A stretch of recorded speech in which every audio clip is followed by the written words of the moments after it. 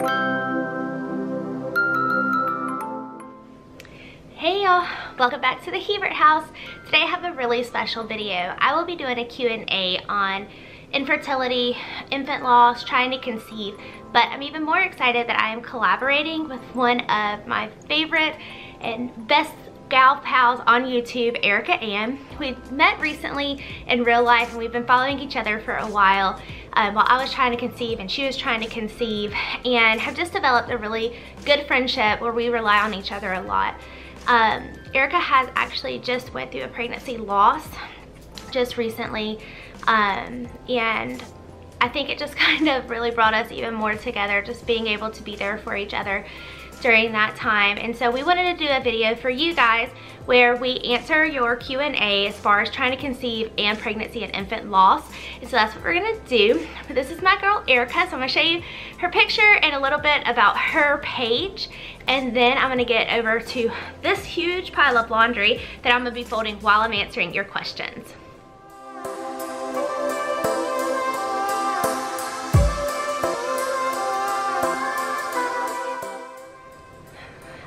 So isn't Erica like precious? I absolutely love her. I love her page, and I'm gonna leave a link down to her video that she's doing just like this and has put up today down below. So you please make sure you check it out. Make sure you subscribe and support her, because she's just wonderful. I love her. Okay, so enough about that. We're gonna go ahead and get into our Q&A. I've got a huge load of laundry over here. Let's see if I can bring you over here and show it to you. Lots of laundry. So I'm going to be folding while I answer your questions. I asked on Instagram and Facebook if anyone had questions about trying to conceive, infertility, infant loss, and I just wanted to answer some of those that people may have. So I'm gonna go ahead and get started. The first one is, how am I doing mentally, and any advice? Mentally, I think I'm doing good. I definitely struggled a lot after losing Everett. And I actually went to the point where I spoke to a grief counselor, and so did Bobby. Bobby went to a grief counselor as well, and I think that it really strengthened me to the point where I was more ready for this pregnancy than I would have been if I hadn't have done that before getting pregnant again. I will say that it's scary. I definitely struggle with that, but as far as mentally going into this pregnancy, I think I'm okay. I hope. Okay, number 2, how can someone who hasn't experienced the heartbreak of infertility or infant loss help a friend who has? What can we say? What can we do? And I have all of my questions here if you see me looking down. This one's a hard one because I only know from my experience. And there may be other mamas or daddies that are going through infant loss or pregnancy loss that feel completely different from how I feel or felt about it. But for me, I wanted to talk about Everett. I wanted to talk about the loss. I wanted to talk about infertility. I didn't want it to be a taboo topic where I felt like the struggle and the pain that I was feeling wasn't real. I wanted to make sure that people remembered him.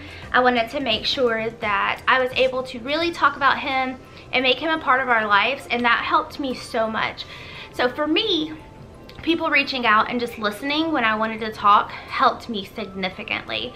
Things that didn't help me, and I know I'm probably gonna get backlash for this, are people saying, oh, well, you can try again. Or, oh, at least you have one healthy child.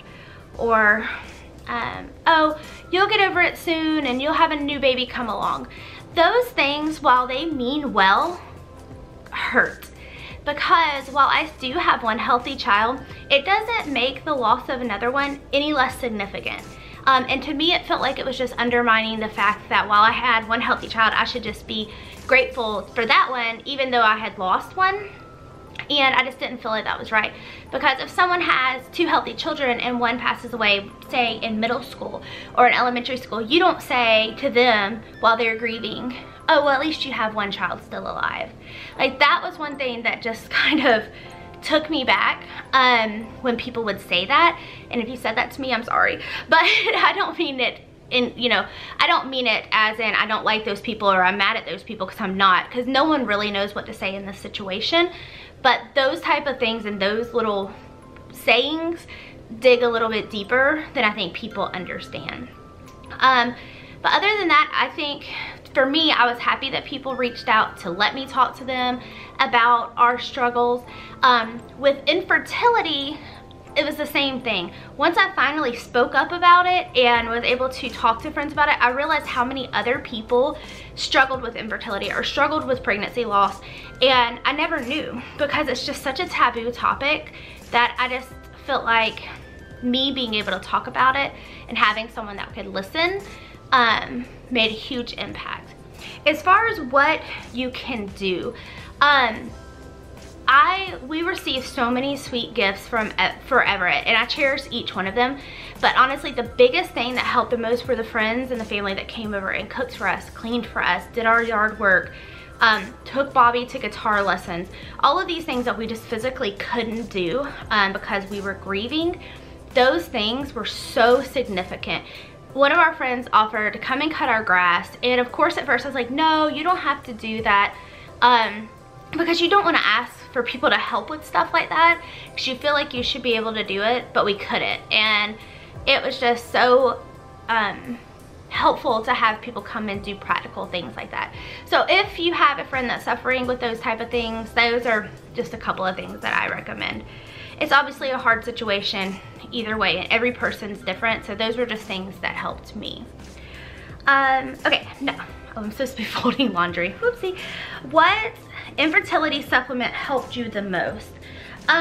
So we obviously struggled with infertility with Everett for about 3.5 years before we got pregnant, and I didn't really take a lot of supplements with him. We tried naturally for a long time, and then we used Clomid, and we actually got pregnant with him on the last round of Clomid that we had. And there's another question here that'll kind of explain the reasons behind why we didn't get pregnant for so long. This time around with getting pregnant with the baby that we're pregnant with now, I used Pink Stork's Fertility and Pink Stork's Fertility Tea, which both of those I think played a significant role in regulating my cycle and allowing us to ovulate on time and able to track it so that we knew when we were ovulating. So I think that was a big help. The other thing that I think really made a difference was taking my basal body temperature, which I'll talk a little bit more about too in the video. All right, so the next one, oh, and I just looked in the camera, y'all. I've been cleaning and straightening up and doing all kinds of stuff and got a sick boy at home. So this is me and all of my rainy day, cleaning day glory, so. Okay, sorry, number 4. You've mentioned a diagnosis in one of your videos. What does that mean? So after we lost Everett, my doctor did a complete workup, like a genetic workup of all this blood work, because we had a blood clot that got between my placenta and my uterine wall, which caused it to break away, which is why I went into preterm labor with Everett. And so because of the clotting, she did a bunch of genetic testing, and it came back that I tested positive for MTHFR, which is a genetic mutation. And I can't tell you the formal name for it. I will just be honest with you. I'm definitely not a doctor of any means. But basically, from what I understand, it does cause blood clotting, which is why I'm taking a baby aspirin this entire pregnancy, just to try to keep that from happening again. And the other thing is that it doesn't allow your body to detox properly. So, like I said, from what I understand, it's fairly new. The genetic, finding out about this genetic disability or genetic mutation is what I think they call it. There's just not a whole lot of information about it right now. I do know that like I have to avoid folic acid, which obviously the baby needs, so I take the natural form of it, which is metafolate. I try to stay away from any chemicals, whether it be in beauty supplies, cleaning supplies, because my body doesn't detox them well, which just causes poisons in my body. And so that's all I've really been able to find out about it, other than the clotting issue. And so I just try to take really good care of myself and my body, and make sure that I'm not putting things in my body that I'm not supposed to, so that I can be healthier. So that's what that is. All right, number 5, how do you deal with the anxiety going forward? I've talked about my anxiety issues on here before, I know. And so how have I been dealing with my anxieties? I don't take any anxiety medication. Not that there's anything wrong with it if you do. I just choose not to because we have a family history of addiction with medication, and I don't want to even give myself a chance to do that. Not that I have an addictive personality, but with the family history we have, I just don't want to even put it in my body. So to deal with the anxiety of the pregnancy, I pray a lot.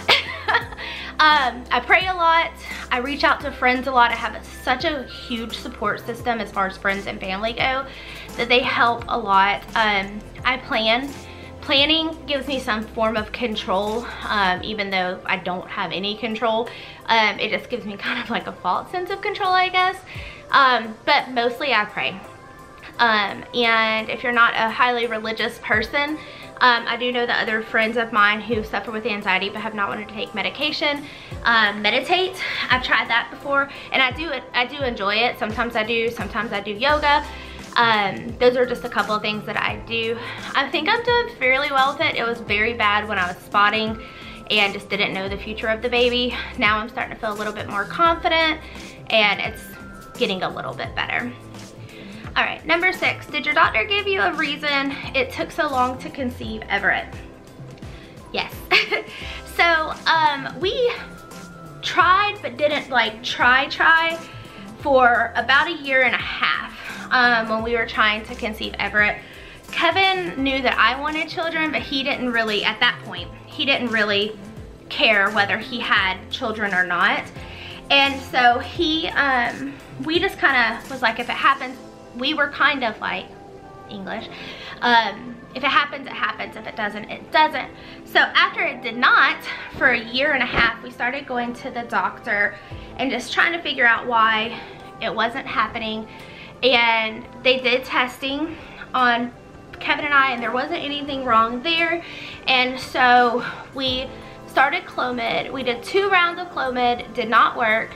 So she took us off of that and did some more tests. Well, during this time, I was having very, very, very awful menstrual cycles.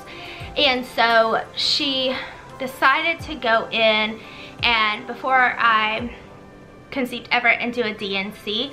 I had had a Mirena IUD for about 8 years. I'd had 2 of them obviously, but I'd had it for about 8 years. And when she went in to do the DNC, she noticed that I had a lot of scar tissue from the IUD, and I also had some polyps that were causing some issues and causing me to just bleed and bleed and bleed. And so she cleaned all of that out, and we tried the Clomid again, and we were able to do 2 more rounds, and on the last round we got pregnant with Everett. So I think it was a combination of the scar tissue from the IUD, which, by the way, I won't go into it here, but I don't recommend the IUD. I just, now knowing after the fact that it caused scar tissue and enough of it that I couldn't get pregnant just upsets me. But after the IUD, cleaning that out, getting the polyps removed, and the Clomid, we were able to get pregnant with Everett. But that was just the main thing. I think it was just that my uterus could not have a baby. It couldn't hold a baby just because of the scar tissue in there. So that's why they think it took so long for us to get pregnant with Everett. Obviously, it didn't take very long after losing Everett for us to get pregnant again. It took 4 months, and it was only really 2 months of really trying. And that was watching ovulation, basal body temperature, all of that, and it took us 2 months. But she did say that she didn't want to try on Clomid or anything like that, because when you have a baby, like right after you have a baby is when you're the most fertile, she said. So she just wanted to see if we could do it naturally, and we were able to conceive naturally. But I did take the supplements from Pink Stork just to regulate everything, and just kind of combat the PCOS, which makes my cycles kind of be a little wonky. All right, so let's get on to the next question. Okay, sorry, I had to, if this looks a little different, I had to change out my battery. All right, number 7. How did you not lose hope when battling infertility, and how did you get pregnant so fast? So I think I already answered that one, but I will I will answer the one about losing hope. So when I was going through infertility alone, it was really hard. I didn't tell a whole lot of people that we were trying. And so when we weren't getting pregnant, not a lot of people knew. But after I shared our infertility story on YouTube, a lot of friends had reached out to me that I did not know were struggling with infertility, just thanking me for my story and my video, and that developed this kind of like community for me of all these girlfriends that I knew were struggling with the same thing that I was struggling with. And it allowed me to reach out to them and them reach out to me when we're really struggling mentally and spiritually with infertility, and just kind of support each other. I have several really good friends that I have just been able to do this whole struggle with, and they are just so supportive. And I think that's how I didn't lose hope. That, and of course prayer, and just believe that God has a plan for us and that He knows what He's doing more so than I know what I'm doing. And I mean, I really just think my faith in that community of girls who are going through the same thing. If you don't have a community of girlfriends that are like local to you or that you know personally, I know that several hospitals, even in our area, and I'm sure maybe other areas, have infertility support groups, and it's just women that are going through infertility or infant loss or pregnancy loss together, and it kind of just builds those friendships and those relationships that I just think are really, really important to be able to get through it. All right, let's see here. Number 8, do you want more children? Can you have more children? Yes and yes. So what's funny about this is when I met Kevin, Kevin did not want children, and I already had Bobby, so I was completely okay with that. Well, as we got married and our love grew stronger, I could not want anything more than Kevin's baby. Like, that's all I wanted, was to have a baby with Kevin and to be able to share that like feeling with him. And so finally, after talking to him, he was like, okay, well, let's see what happens. After it didn't happen, and then once we became pregnant with Everett, like this light bulb switched off with him, and he was so excited. He is so excited. And when he held Everett, like, he was just so proud and like had this like look on his face. And he said, you know, you told me that I would feel like this, but I didn't really think I would. But like, I want to feel like that again. Like, I want to hold my baby and I want to feel that proud moment, and I don't want it to have to be taken away from me. And so yes, Kevin and I am 34 right now, and we obviously would like, I think we would like to have at least 2, just so they could be close in age. Bobby grew up an only child, and I would really like to have 2 be close in age and get to grow up together. If the good Lord says, here's your one, you're done, then that's okay with me too. But if He allows and He permits, then we would love to have at least 2. But we'll see what God has in store for us. And can I get pregnant again? Yes. There shouldn't be any reason why I can't, barring any complications with this pregnancy. All right, last question. And I did not get to all my laundry because I talk with my hands. What app did you use to track your periods? So I used a couple, but the one that I found the most helpful if you are taking your basal body temperature is Fertility Friend. I use that to track my basal body temperature every day, so I really was able to keep track of when we ovulated and when that spike happened. But I also used it to track my periods. I also used it to track pregnancy symptoms, ovulation symptoms, my mood. I mean, it tracks everything. It's a wonderful, wonderful app. And you know, it's not hard to use. It's very user-friendly. So I really, really enjoyed that app. That's the one that I recommend the most. It's Fertility Friend. So that's yeah, that's the app that I used to track periods. I think the other one that I used, I think was like simply just called Period Tracker. Before like I started taking my basal body temperature. If you don't know what basal body temperature is, it is your temperature when you first wake up in the morning, before you move, before you eat, before you get up. You take it immediately, and that's your basal body temperature. And right after ovulation, it spikes and it stays up until either your period comes or it continues to stay up during pregnancy. So you're able to really track when you ovulate, so you're right on top of when you need and do what you need to do to make a baby. So, okay, those are the 9 questions that I had. Thank you guys for reaching out and asking those. I really hope that this video helped somebody or was able to explain something to you or inspire you. I talk about infertility and infant loss so much, and it's just because I don't think it should be taboo. I think it should be something that is talked about and something that is shared, and it's real. The grief is real. The struggle of infertility is real, and it's hard. So that's why I speak out about it so much, and I just hope that I can help someone along the way.